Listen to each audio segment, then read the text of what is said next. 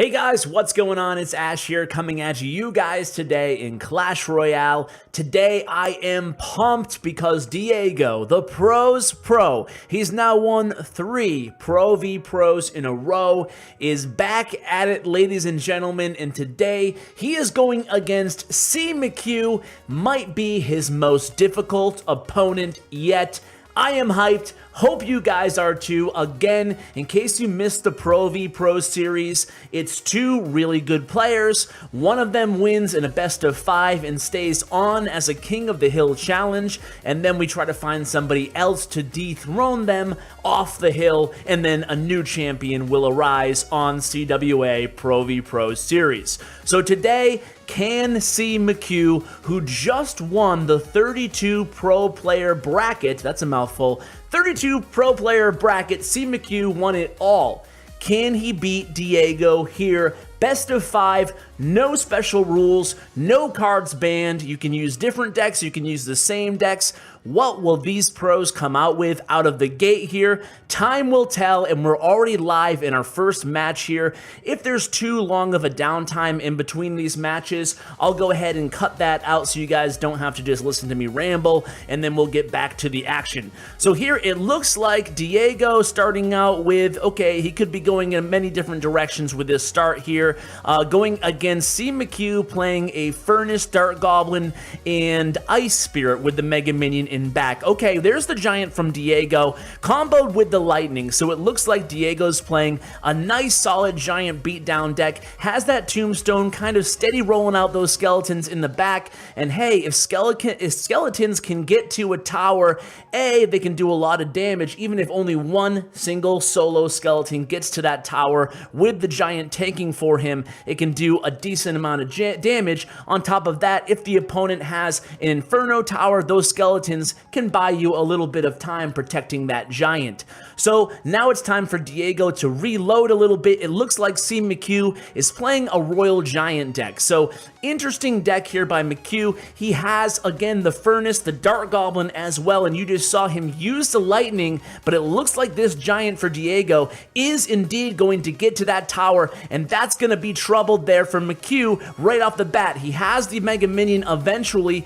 Meanwhile, you can see Diego playing great defense there in the opposite lane. As soon as he saw McHugh drop that Royal Giant way back in back of his King Tower, he used his own Giant at the bridge, really aggressive, trying to take advantage. Now, CMcHugh only has one structure in this deck to distract Diego's Giant, and that is the Furnace. And you can see right now the Furnace is in back of his opposite tower, so at this point, it's kind of looking like Diego, or excuse me, McHugh might be giving Diego that right tower. So a nice log there gets rid of the Dark Goblin for Diego, and it looks like that tower is down with only 45 seconds left in the match. All Diego has to do at this point is just play defense, and he has a great defensive deck. Aside from the Giant, you can see plenty of defensive options. He has the Tombstone, which is really the best structure aside from Inferno Tower against the Royal Giant. Not only will it distract the Royal Giant, but obviously the Skeleton's doing a good job as well, causing the opponent to play an additional card such as the Log to take out those Skeletons.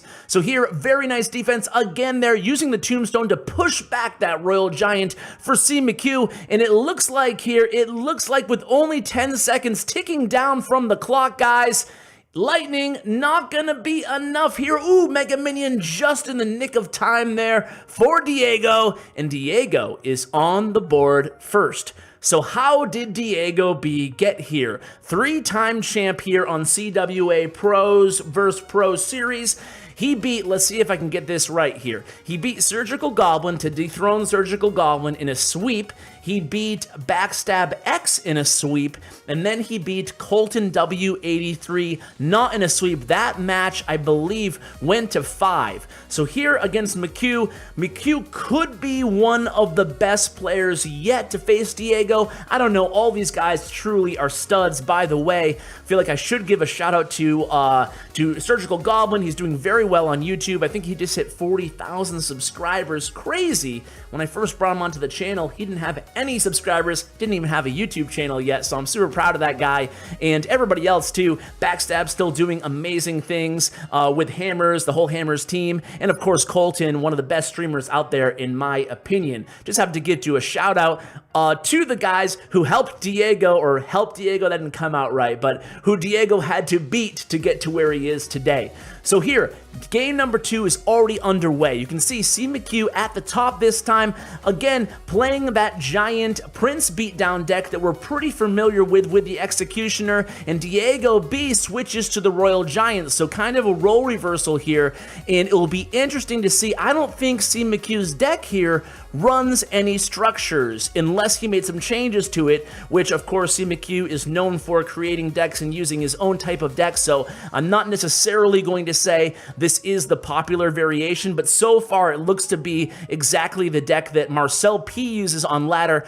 No idea who came up with the deck first, but it's a very, very good beatdown deck. With that Executioner, really difficult when you have the Giant, the Prince, and the Executioner. Sometimes they run Elixir Pump, but usually the variation with the Ice Spirit, you don't see an Elixir Pump, meaning no structures. The reason I bring all that up is because Diego B does have that Royal Giant, so if you can get the Royal Giant on the other side of the arena, it's going to be difficult here this match for CMcHugh. It's a pretty good counter deck, so a nice guard play there, able to take the charging strike by that Prince for Diego. The Royal Giant ends up latching onto that tower, connecting for a decent amount of damage here, especially when you have the margin of error so low when there's two really good players going head to head like this. I mean, any type of damage like that is a really successful offensive push. It's just like a chess match with these guys, one play after another, trying to predict the opponent's moves, and at the same time trying to punish them when they make a misplay.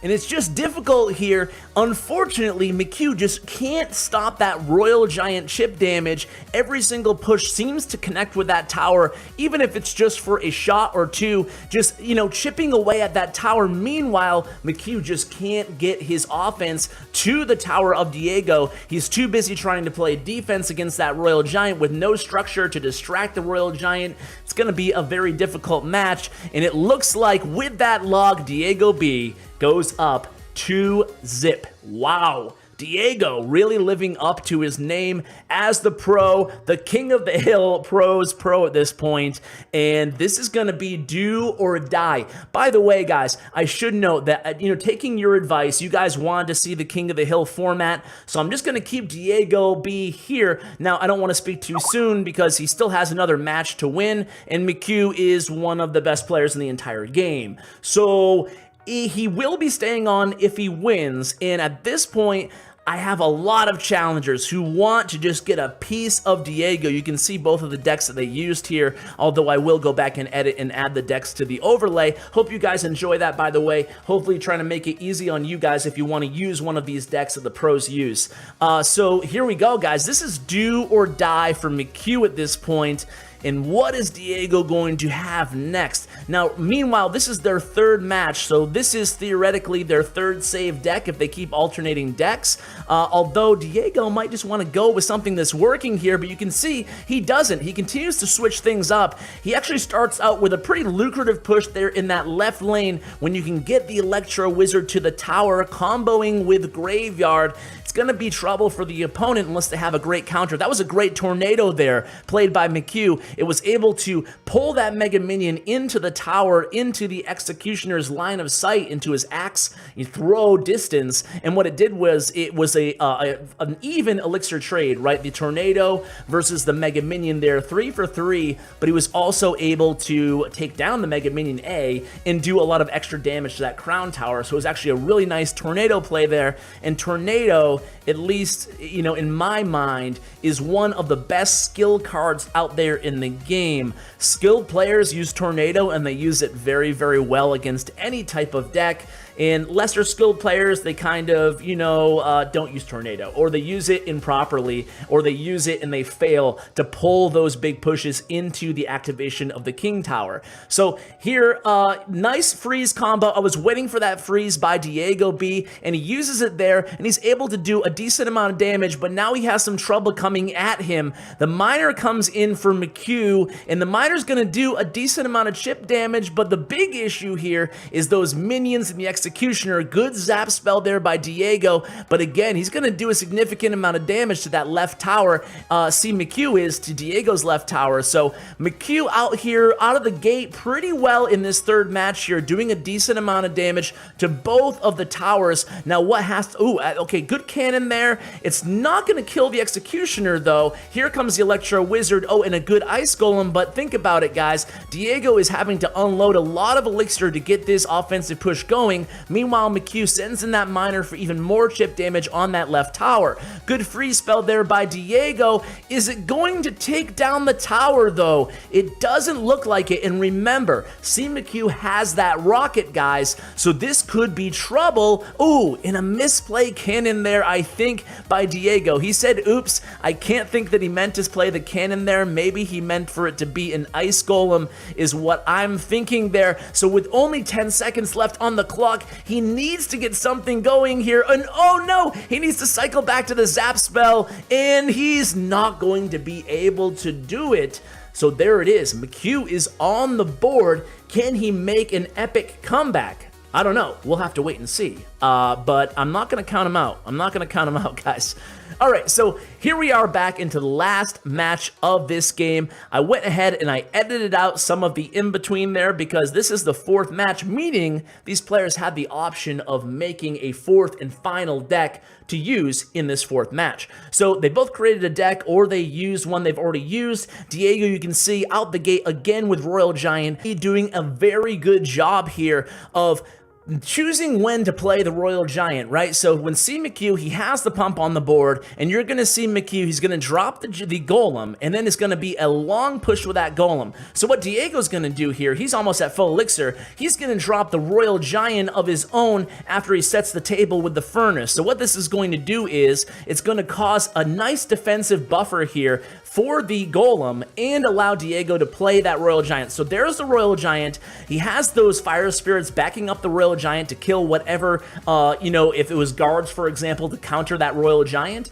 And now on the other side, pay attention to this defense here. All Diego has to do is use that furnace that he placed as soon as McHugh placed that golem to distract the golem into the line of fire of both of the crown towers, and then just drop the guards, and the golem's barely even going to get to the tower, even the golemites. So that's really good defense via offense there by Diego. So what do you do when your opponent has a huge elixir advantage and drops a really big heavy tank in the opposite lane? You're probably going to see the same thing right now, guys, so pay attention.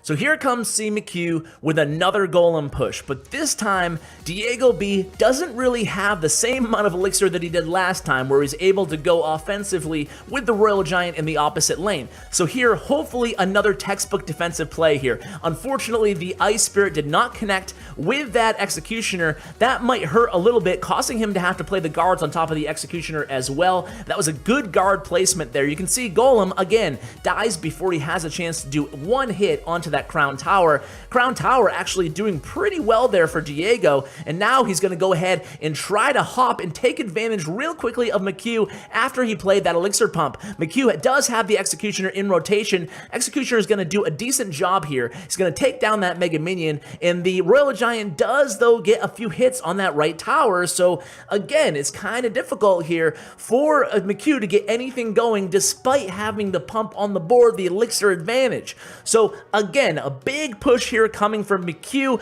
but we know the defensive play so far of Diego. It's going to be guards. It's going to be Mega Minion. He's going to pull with the Furnace. He didn't get any hits off that tower with the Royal Giant, but again, you can see the same process is being repeated here defensively for Diego, and that's something that you guys might want to watch and copy. So McHugh has to change things up a little bit. This time he plays the Golem right at the bridge. Now granted, he does have the Elixir Pump on the board, and he also is is in double elixir time, so he's being very aggressive with the golem this time, with the executioner right behind him. But check that out, you gotta remember, guys, Diegob does have the lightning. Nice furnace there by Diego the very last second to distract that golem away from his crown tower. You don't want a full golem to get to your crown tower, but at this point, all Diego really needs is one more Royal Giant push. He has the log, he has the lightning. This could be trouble here right now for McHugh. You'll notice McHugh putting his cannon way up at the top near the river.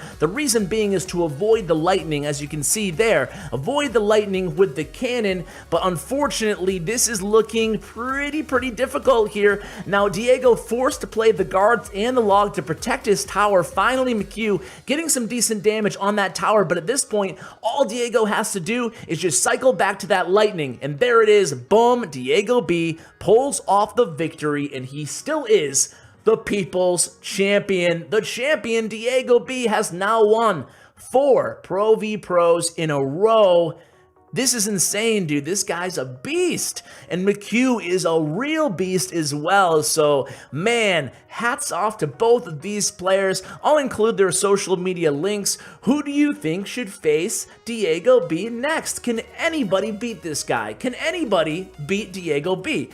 I'm going to give him a list of all the names you guys submit, and anybody who comes up to me, who approaches me and wants to try to take on Diegob, I'll go ahead and give the list to Diego and see who he wants to face. So guys, hope you enjoyed today's video. Had a lot of fun bringing you this gameplay from both these pros. Shout out again to Diegob for winning, and hats off to CMcHugh. Guys, thanks so much for watching, and as always, take care, guys.